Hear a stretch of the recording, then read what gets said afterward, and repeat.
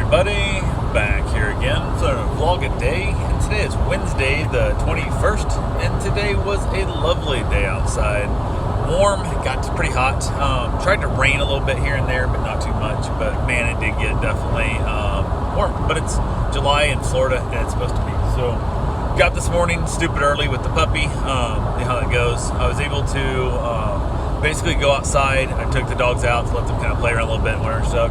Why I was able to get in the hot tub. My hot tub is back up and working. I was lucky that it was a very inexpensive item to fix. It was less than 20 bucks, and my hot tub is back, and I'm super excited about that. So definitely glad to have the hot tub back, which is nice. So I got that done and got that taken care of, and it was really, really cool. So soaked in the hot tub for a little while, left the dogs outside because I didn't want to wait until my wife went to work, because I didn't want them jumping on her, and the yard's covered in dew, and they've got dirt on their paws and now wet dirt and everything else, and getting her work clothes dirty. So left them outside.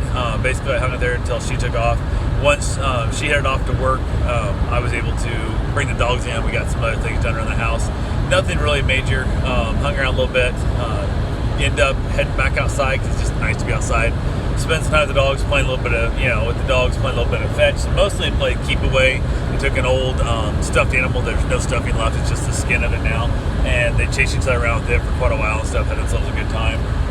Ended up getting a call through my app that said that they were here for a dog meet and greet. I completely just blew it off. It was they were like 10 minutes late, so it wasn't the end of the world and stuff, but which was funny because they lied and said they were supposed to be there at 11. It was actually at 10:30, and they lied and said they had an appointment at 11, and it's 20 till, and I'm like, well, then what the hell is your problem? Like, you're 20 minutes early. Then I looked and realized they're actually 10 minutes late, but they kind of, just, it was weird. So went out there. I was in the backyard, so I went out there, had the dogs outside, put Bruce in the back room, went in, did the meet and greet with them. Weird people, that super over goddamn protective people who are just like, just paranoid. The dog's like, watch your dog's tail. Don't let your dog's tail hit my dog. And I'm like, are you shitting me? Like, you have a pointer. Like, this dog wants to run and play and wrestle and fight. And you can tell the dog's like down that level, like it kind of pounces down kind of like a cat does when it's going to pounce up and wants to jump play. And she's like, oh, no, don't do that. Don't do that. You might hurt yourself. And I'm like, what the hell? She goes, oh, don't let your dog hurt my dog. And I'm like, are you kidding me? Like, what the fuck is wrong with you? Like, yeah, like your dog wants to play. Your dog wants to be social. You didn't buy a crystal egg. You didn't. It's like, what the hell, man? This is not a Fabergé egg. This is a dog. Let it play. But yeah, so we went through that whole thing, did that meet and greet. They were there way too long, so I was like, they're not gonna book here. Like, my dog wants to play. Their dog wants to play with my dog immensely. And I'm like, you guys need an old lady who just wants to sit there and like stroke your dog's hair while you're gone, so the dog doesn't have any chance of getting dirty or getting touched or getting played with or nothing. Like, you need something besides me. So went ahead. They were here for a while. I'd also gotten a text saying that one of my clients was going to pick up Hank, which is a dog I think I had for like 13 days. I've had him for a long time. So they were heading over to pick him up, which worked out real well, and that's serious stuff. So they came and got him. They actually pulled in right as the other couple were finally leaving, so they had to back out and pull the other people out of the driveway and stuff. Lady was super happy to see Hank. Hank was all right to see her. Didn't seem nearly quite as happy as I think she wanted him to be, and she seemed a little bit bummed by that fact that the dog didn't really care that she was here. But the dog had been having so much fun here, and one of the reasons was he's been playing with that little mutt right there that is just full on crazy, and like, they have such a great time. The first day or two they had a little bit of issues, a little bit of dominancy problems and stuff, but they got through that, and man, they just had the greatest time of their life. And they hadn't been playing that long yesterday. They only had probably 3 or 4 hours of play. And probably about 3 hours of actual play. And you could tell Hank still wanted to play more. Like, Hank's like, I still got playing to do. Come back later. Come back at like 5 when this other dog goes home. I'll happily go home with you then. But not the case. So went ahead. They seemed a little bit on the bummed side of what it was. So who the hell knows? I don't know. But they they got their dog, so it was out of here.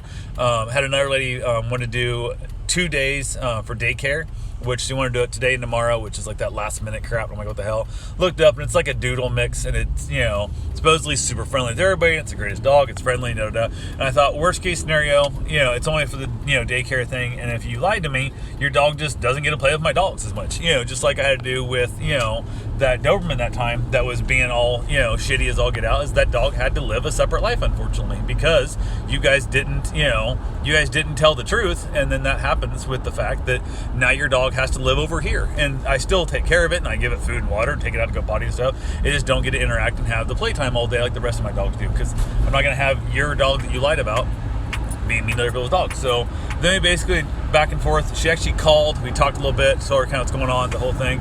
Then she wanted to know if we would do overnights and stuff. And I'm like, well, yeah, I guess, but you booked it for daycare, which isn't a big deal. It's the same price.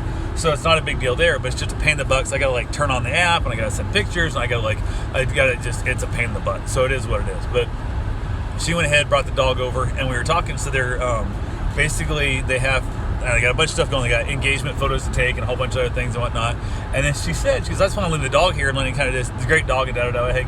She goes, but my fiance's really not a dog person, and he don't like dogs at all. He don't like any dogs. Like, this dog's perfect. He don't like any dogs at all. And I was saying stuff, and I physically bit my lip, and I wanted to scream, then call the wedding off. Like, people who just instinctively hate dogs, and if you are a dog lover, how do you see this relationship going? Like, what the hell? It's like, first off, I think anybody who just instinctively hates dogs. I'm saying you have a lot of every dog. So there's some dogs there that I can't stand. But when you don't like any dogs, there's usually something wrong with you in that process. Like, I think there's a genetic flaw in your personality. So it's not my place. It is what it is. And who knows? Maybe that's the best she can do is some dude who hates dogs. Maybe the rest of the guys in her life were way worse than that even. So maybe they actually abuse dogs. I don't know. But it is what it is. So I said, sure, call, no big deal, yada, yada. They said they're going to bring the dog over. And I was like, okay, it worked out fine, no big deal.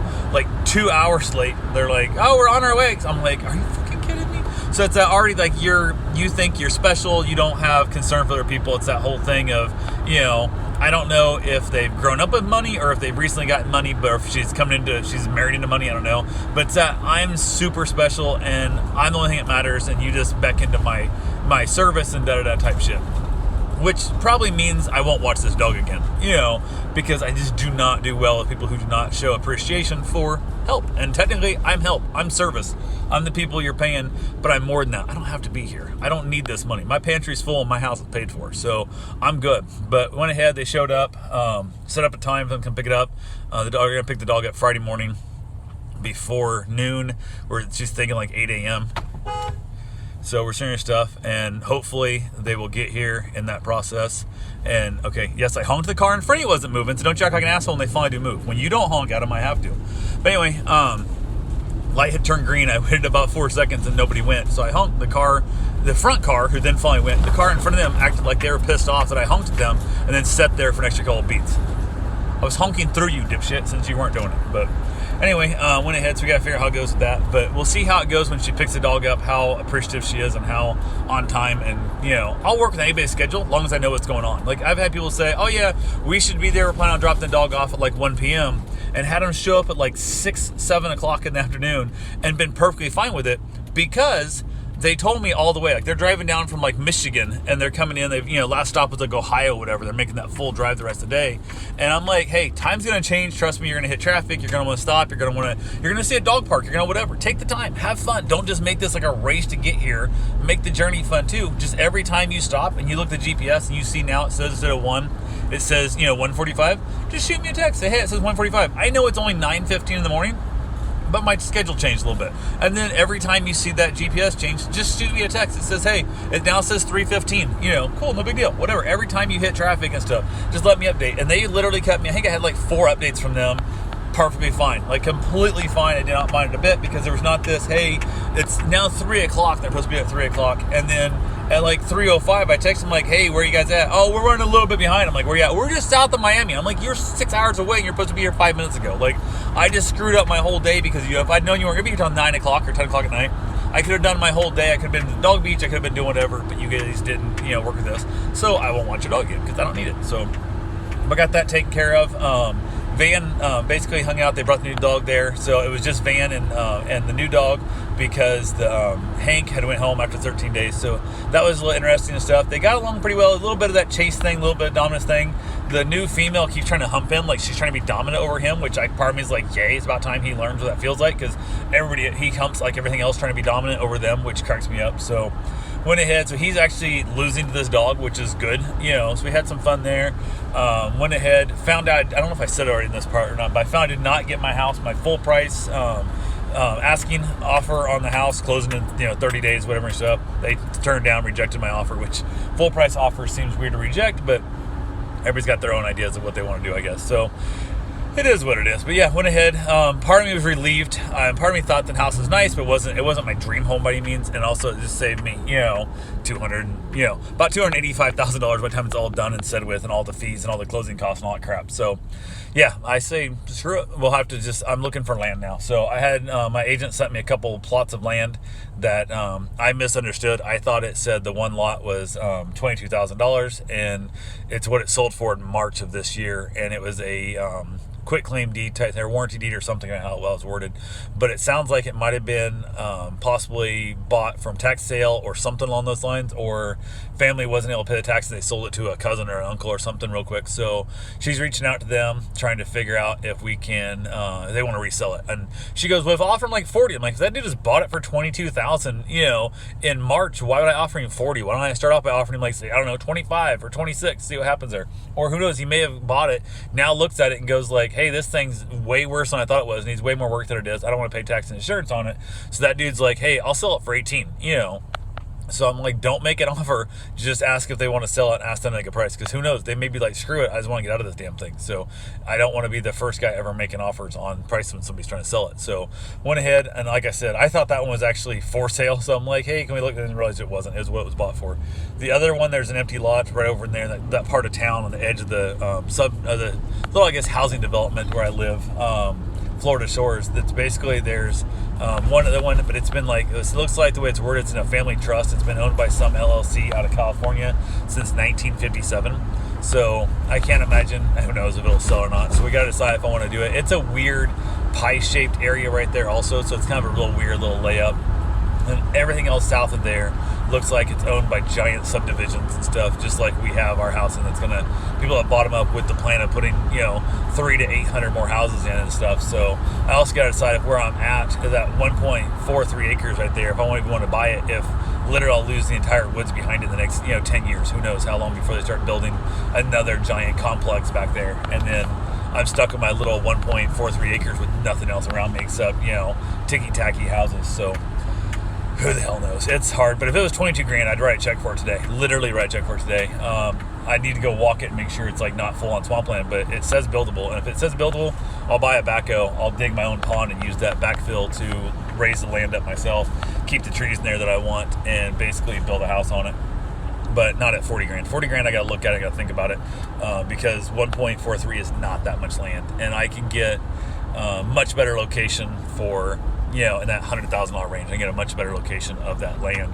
But again, it's twice, but it's, twice the money plus, it's, or almost 2.5 times the money. So, but it is what it is. So anyway, that's really I got. Oh, Karen got home from work. Everything went well there. It was decent. She was relieved and also saddened both by not getting the house. She got home. I ended up making up some rice, vegetables, and shrimp for dinner. We hung out a little bit. She didn't hang her keys up, so she got in trouble for that a little bit, which is not really trouble. She gets a reward for hanging her keys up, and then she basically, when she doesn't hang her keys up, she doesn't get this said reward. Well, then she looks at it as a punishment. I'm like, no, you don't get this every day anyway. This is a bonus, not a punishment. So don't think of me punishing you for not hanging your keys up. You just don't get the extra bonus. So it's kind of how it is. So it is what it is there. We kind of had a good laugh and joke about that. So I ended up outside, had myself a wonderful cigar in the evening, watched a little bit of streaming on the iPad, wrapped it up, and called it a night. Talk to you guys tomorrow. Have yourself a safe and wonderful day. Thanks for watching.